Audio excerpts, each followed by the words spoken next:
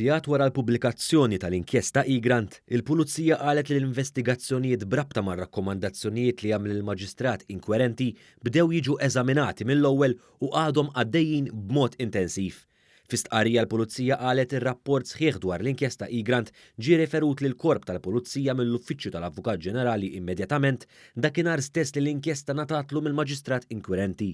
Fl-inkjesta tiegħu, il-Maġistrat Aaron Buġejja talab lill-Pulizija biex tinvestiga fost oħrajn id-dokumenti falsifikati preżentati fl-inkjesta dwar il-kumpanija Igrant li rriżulta li kienu ġew iffalsifikati. Mill-inkjesta ħareġ fost fatti oħra li l-firem kienu ġew iffalsifikati. Dan ġie stabbilit wara analiżi minn kumpanija forensika Ingliża bil-persuna li tagħha kienet tidher il-firma Jacqueline Alexander. Tiddikjara taħt ġurament li ma kienx ili ffirmat id-dokument. Il-Pulizija qalet li r-rakkomandazzjonijiet u l-konklużjonijiet kollha tal-inkjesta għadhom qegħdin jiġu investigati b'mod attiv mill-Pulizija innifisha jew flimkien ma' maġistrati oħrajn jew awtoritajiet oħra kompetenti.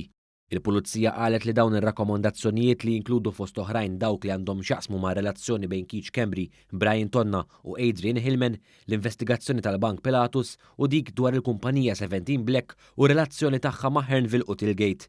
Il-Pulizija żiedet ukoll li flimkien ma' aġenziji u awtoritajiet oħra qed tinvestiga rakkomandazzjonijiet oħrajn u diġà tkellmet ma' numru ta' persuni dwar dawn l-investigazzjonijiet li għadhom għaddejjin.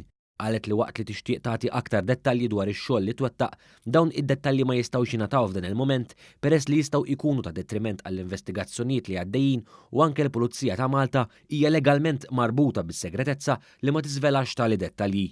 Intant fi stqarrija separata, l-Uffiċċju tal-Avukat Ġenerali ċaħat rapporti fil-medja bl-Ingliż fejn ingħad li mhux il-konklużjonijiet kollha tar-rapport tal-inkjesta kienu ġew ippubblikati f'Lulju tas-sena li għaddiet.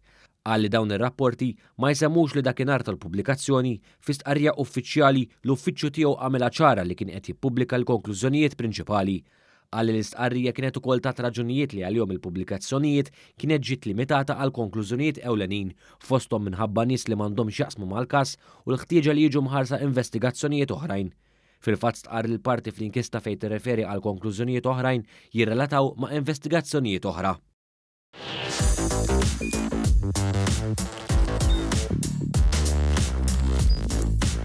Idħol fuq one.com.mt u hemmhekk tista' tara l-programmi kollha li jxandru fuq One permezz ta' One Play.